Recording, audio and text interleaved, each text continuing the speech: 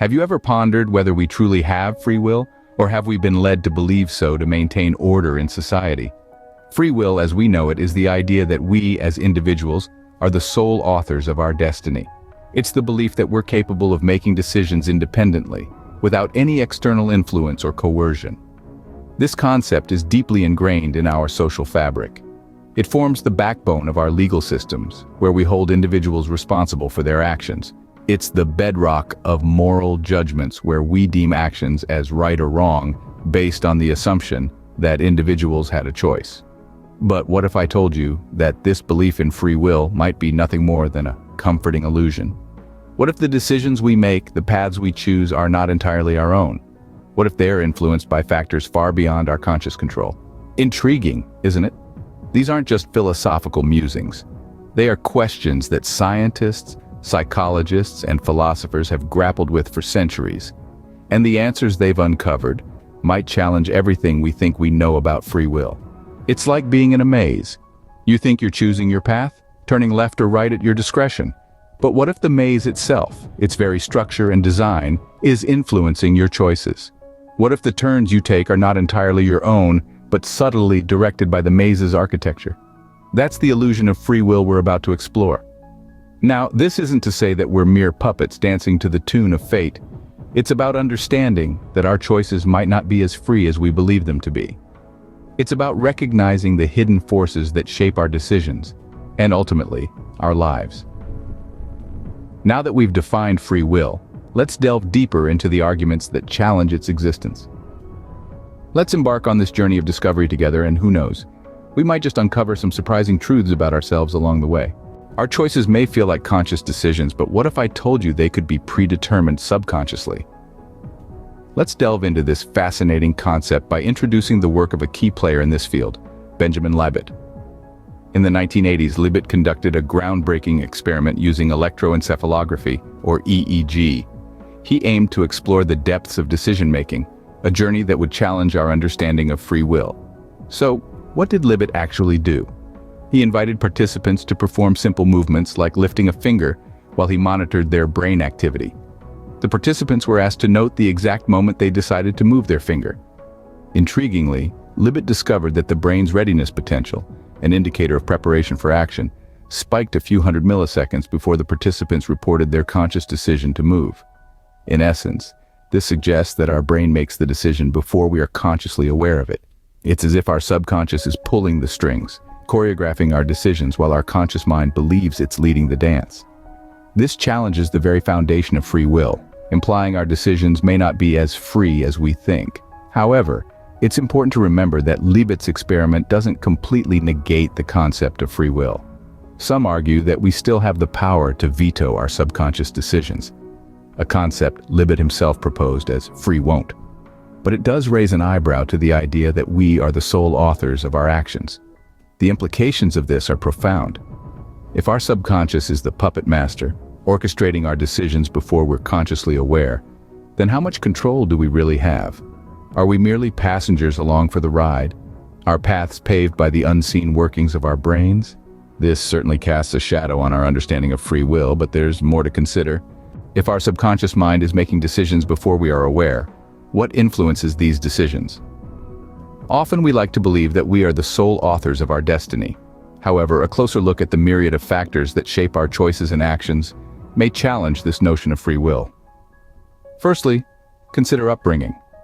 From the moment we're born, our environment begins to mold us. The values and beliefs instilled in us by our parents, the socioeconomic conditions we grow up in, the culture we're immersed in, all these factors create a unique lens through which we perceive and interact with the world. They shape our preferences, our attitudes, and ultimately, our decisions. Let's take an example. Imagine two people, one raised in a war-torn country and the other in a peaceful suburb. Their perspectives on safety, survival, and conflict are likely to be vastly different, influencing their choices in profound ways. Genetics is another significant influence. Our genes, the biological blueprint we inherit from our parents, contribute to our personality traits, our predispositions, even our potential for certain mental and physical health conditions. This genetic makeup can subtly guide our decisions, often in ways we might not consciously realize. For instance, someone genetically predisposed to high levels of anxiety might avoid situations that others might readily embrace. The decisions they make are not entirely free but are influenced by their genetic predispositions. And let's not forget the environmental factors. The air we breathe, the food we consume, the people we interact with, all leave an imprint on our decision-making process. Consider how a person's choices might change if they move from a small rural town to a bustling city. The change in environment can lead to a shift in priorities, in lifestyle choices, and in social interactions. So when we talk about free will, it's essential to remember that our choices are not made in a vacuum. They are influenced and at times dictated by an intricate web of external influences. If external factors play such a significant role, can we truly say we have the freedom to decide? The brain is a complex organ, and its chemistry can heavily influence our behavior. But to what extent? Consider this. There are numerous documented cases of individuals experiencing drastic changes in behavior as a result of brain tumors. One example is a man who developed uncontrollable urges, only to find out he had a tumor pressing on his brain's frontal lobe, an area responsible for decision-making and impulse control. Once the tumor was removed, his behavior returned to normal. This begs the question, was this man truly making free choices under the influence of his tumor, or was his behavior merely a result of his brain's altered chemistry? If our actions can be so drastically affected by physical changes in our brains, can we truly claim to have free will? Another example is that of patients with Alzheimer's disease. As their brain chemistry changes, they often exhibit uncharacteristic behaviors or make decisions that they wouldn't have made in their right mind.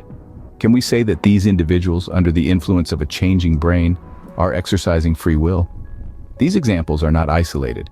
They are part of a larger pattern that suggests our brain chemistry plays a significant role in our decision-making process.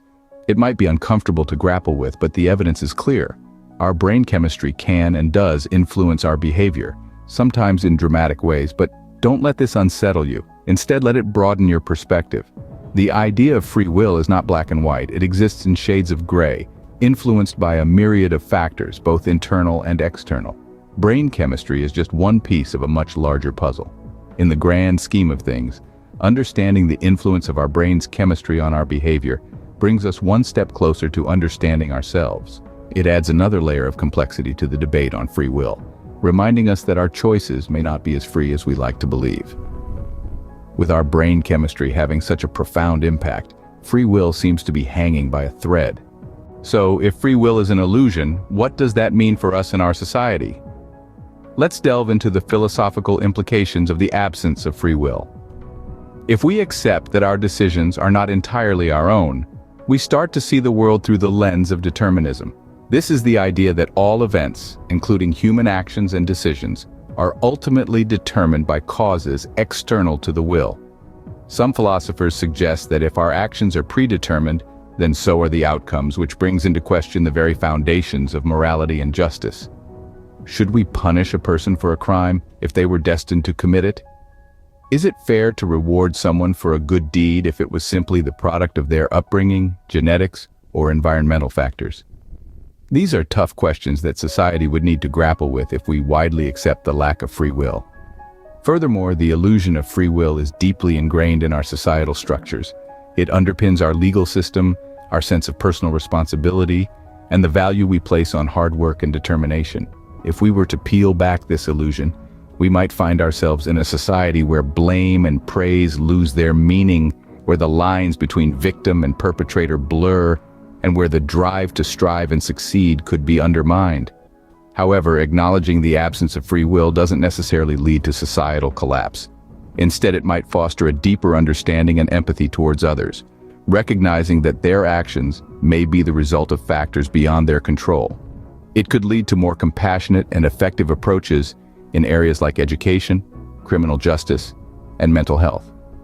In essence, there's a delicate balance between truth and the need for maintaining certain social structures based on the illusion of free will.